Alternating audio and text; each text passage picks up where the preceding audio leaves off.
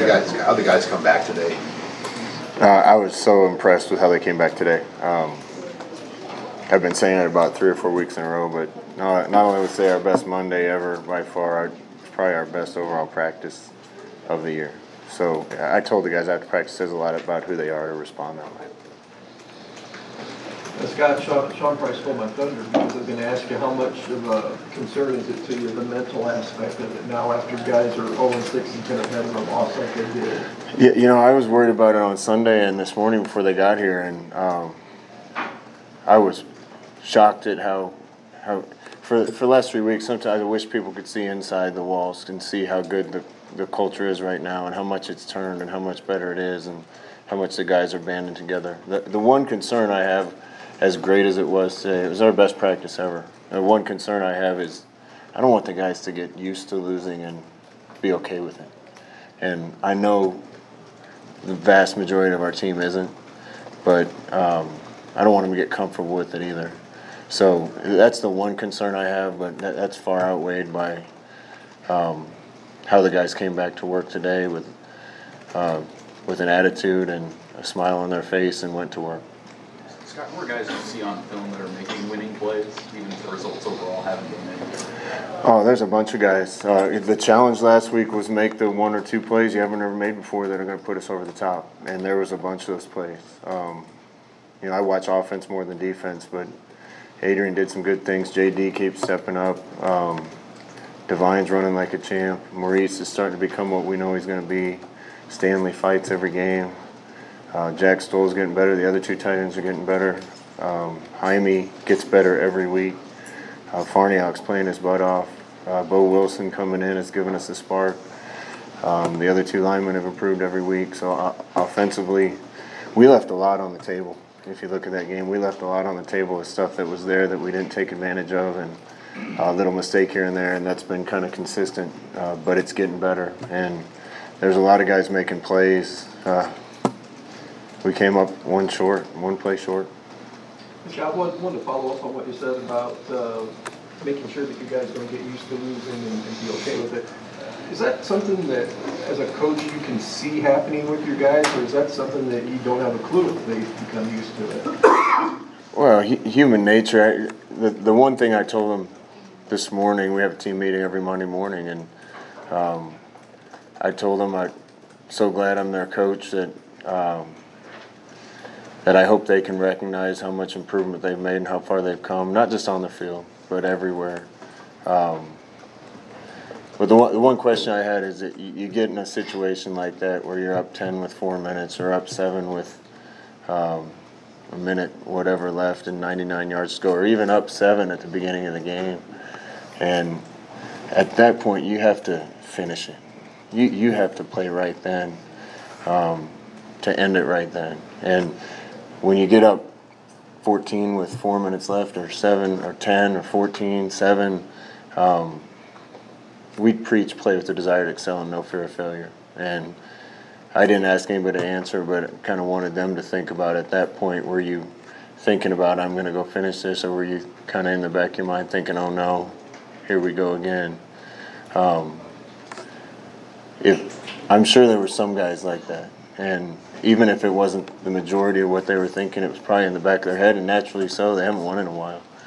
But we need to get over that hurdle as a group. And if you expect to win and count on winning and you know you're going to win, as coaches and players, we need to find a way to win that one.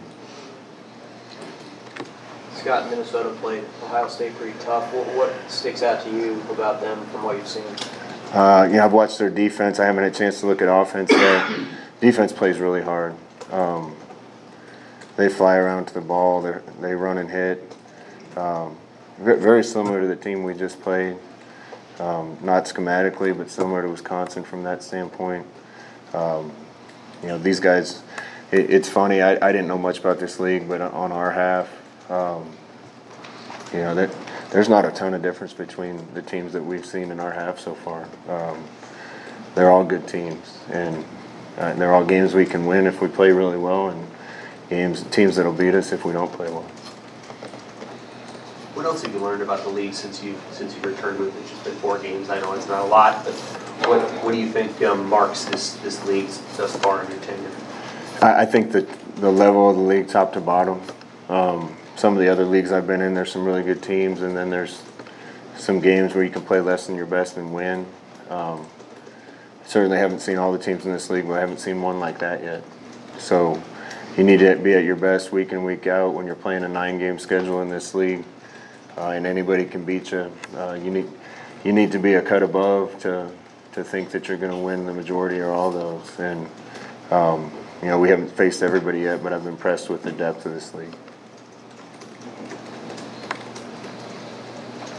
Adrian said he'd rather learn lessons through winning on Saturday, but are there things from the first 50 minutes of that game, 55 minutes of that game that you can say, hey, look, you did this well enough for most of it and carry it forward?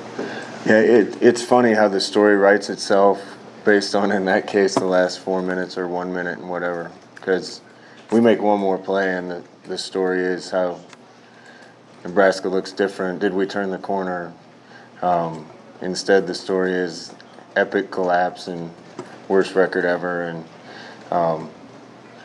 and it writes itself based on the result. That's the way it should be. We're in a competitive business, but we were one play away at the end of that game, in about 20 different plays from having some really good things said and some excitement, and I want the guys to take that out of that.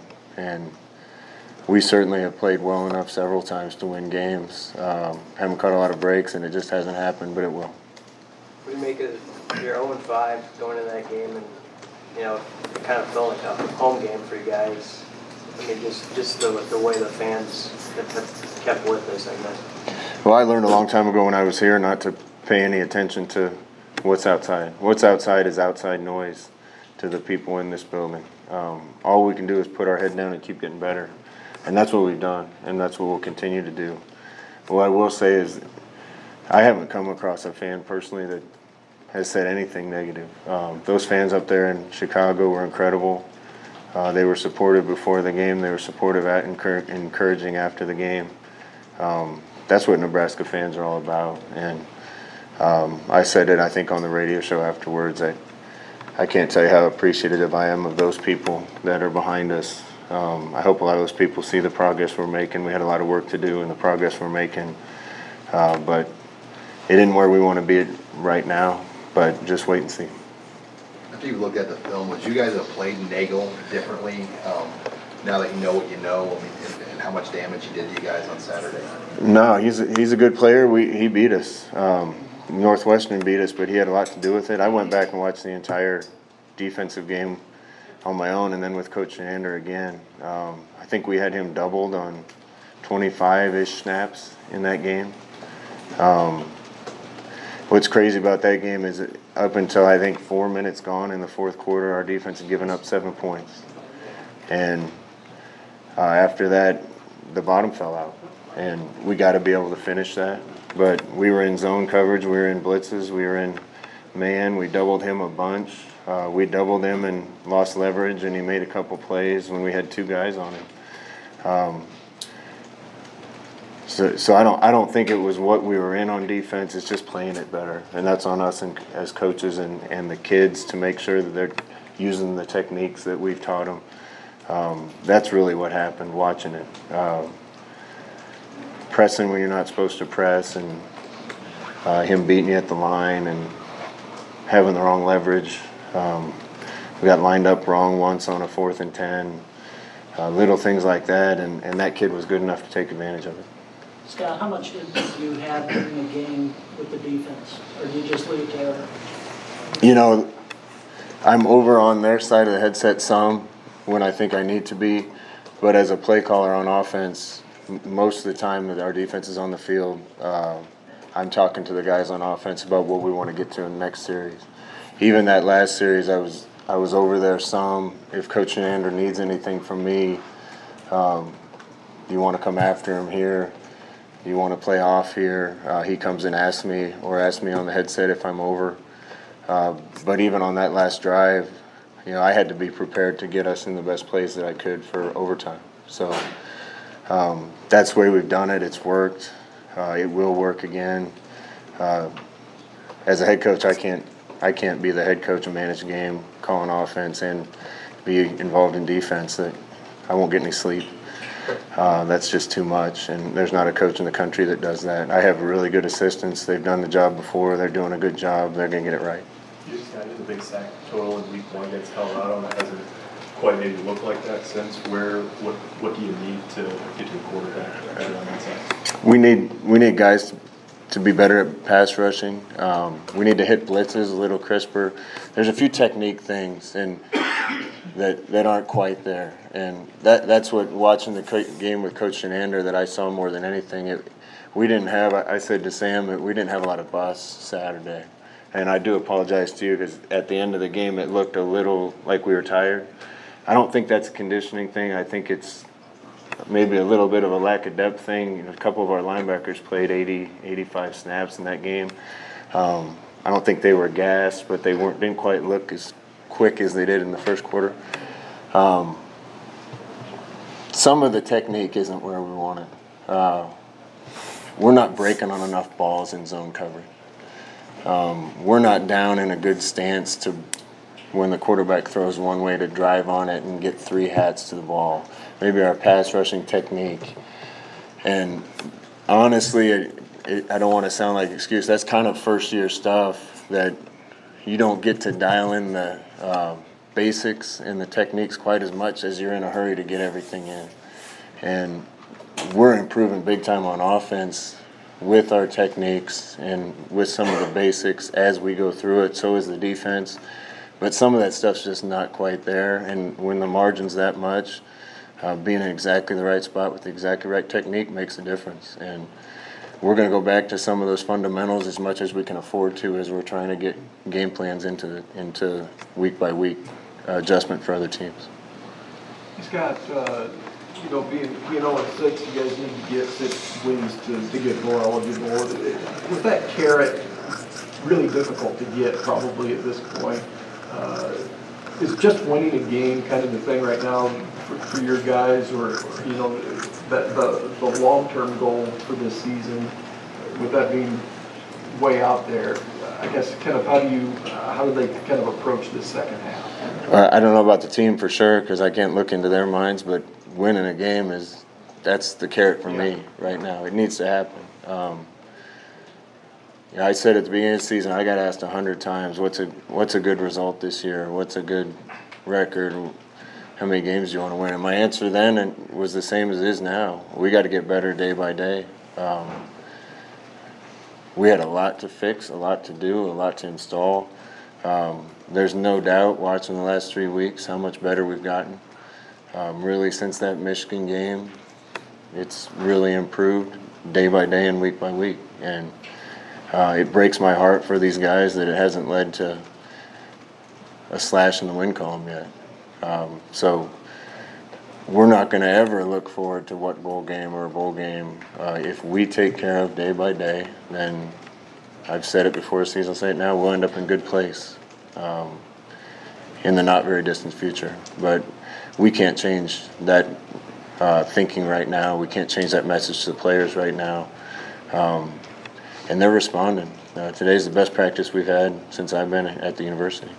How do you rep Noah Vedral now? Does he go up with the 2s and the 3s? And with his situation, do you try to get him a couple games to take advantage of the redshirt rule this year? Yeah, I think Noah could make us better. I wish we'd got that ruling early.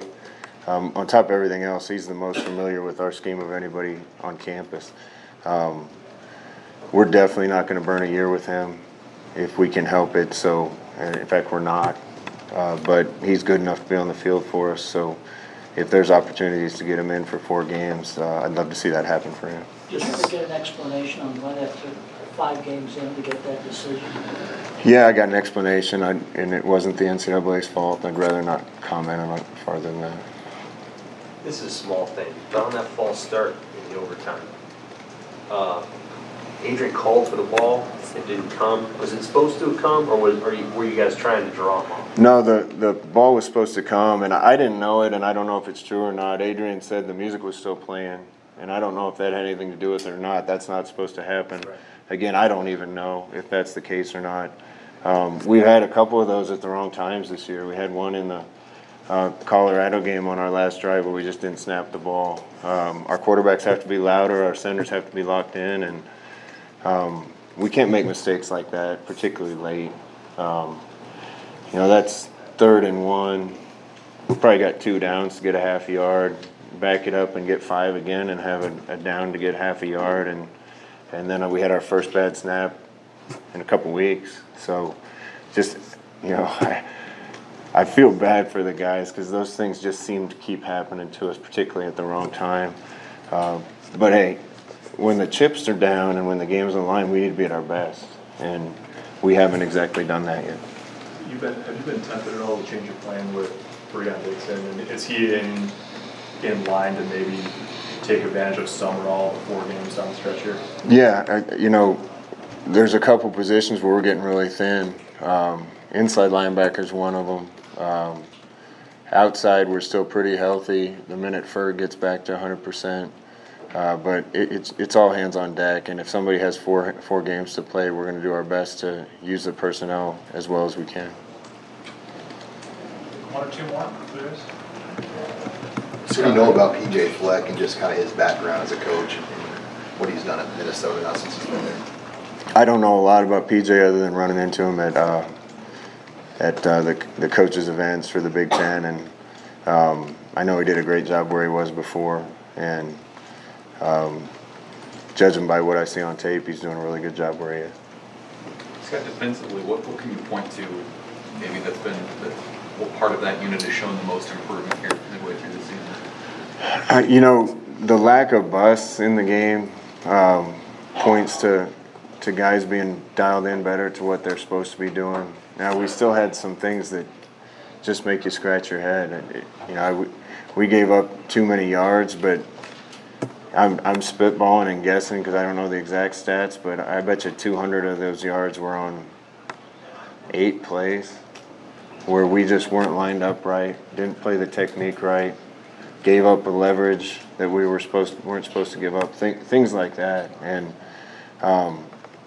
we're going to get it fixed. You know, I don't know if it's guys making stuff up and not doing it the way they're taught, or if, you know, we're going to keep teaching it better and make sure they do it the right way. But you know, I even went over the stats with Coach Shenander, and I think we had 6 base defensive calls, and they average anywhere. Northwestern averaged anywhere from 0.5 to 3.3 yards per play on those calls. Again, the narrative wrote itself at the end of the game because with 4 minutes gone or whatever in the fourth quarter, Northwestern's offense had scored 7 points, and then some of those mistakes and errors happen, and again, they happened at exactly when they couldn't happen. And those are habits we have to break. Scott, real quick, have you seen the uniforms you got to wear for the Illinois game, and if so, what are your thoughts? I have not seen them. I heard about them. Anything to give us a little mojo right now, I'm all for. So I hope they look good. Were you able to avoid a serious injury with CJ, or unless he never really brings a car out? No, I don't think it looks real good for CJ. Gosh, it's heartbreaking. He's a guy that we kept bringing along and thinking that he can help us at that position, and he was just standing around a pile, and a guy kind of whiffed on a tackle and rolled into his knee, and I'm not sure if we know for sure yet, but it doesn't look really good for the rest of this year. How do you like the way Lamar has responded over the last couple of weeks, and the way he's carried himself since what happened against Purdue? Well, Lamar's, one of the guys that I think has made significant improvement. Still like to see him go make some great plays, but he's doing things the right way now. He's been a good teammate, and he's got enough talent to be a really good player if he keeps on that track. Thanks.